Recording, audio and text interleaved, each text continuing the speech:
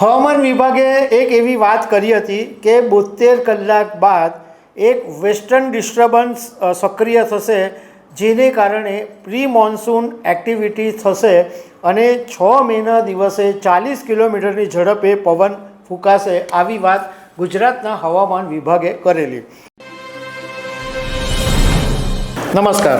ગુજરાતના હવામાનના જાણકાર પરેશ ગોસ્વામીએ એવી આગાહી કરી છે કે આગામી દિવસોની અંદર ગુજરાતના કેટલાક વિસ્તારોની અંદર કમોસમી વરસાદ તો પડશે, પણ સાથે કરા સાથે વરસાદ પડશે અને ક્યારે ગરમીમાંથી રાહત મળશે એ વાત પણ પરેશ ગોસ્વામીએ કરી છે.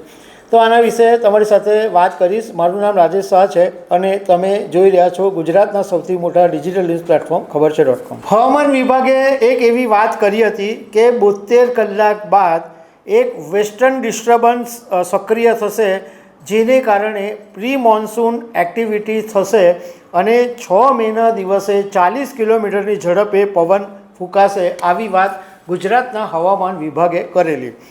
હવે ગુજરાતના હવામાનના જે જાણકાર છે પરેશ ગોસ્વામી, એમણે એવી આગાહી કરી છે કે તીવ્ર માવઠાની સાથે ગુજરાતના કેટલાક વિસ્તારોની અંદર કરા પડવાની પણ સંભાવના છે. એમણે એવું કીધું કે 1 અને 2 એટલે મે મહિનાની આજે 2 તારીખ છે, 1 અને 2 એ દિવસોની અંદર જે તાપમાન છે એ 41થી 45 ડિગ્રી સુધી રહેશે, પરંતુ 3 મે પછી તાપમાનની અંદર આંશિક રાહત જોવા મળશે.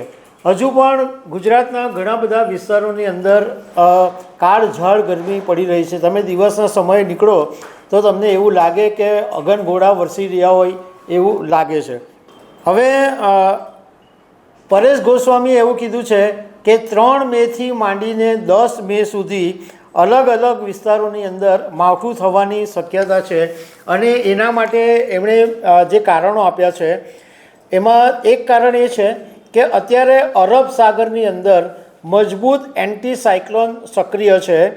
બીજું, દક્ષિણ પાકિસ્તાન ઉપર સાયક્લોનિક સર્ક્યુલેશન બનેલું છે અને ત્રીજું કારણ એ છે કે ઉત્તર ભારત ઉપર back to back western disturbance જે છે એ પસાર થઈ રહ્યા છે. આ બધા કારણોને લીધે ગુજરાતના હવામાનની અંદર પલટો આવી શકે એમ છે.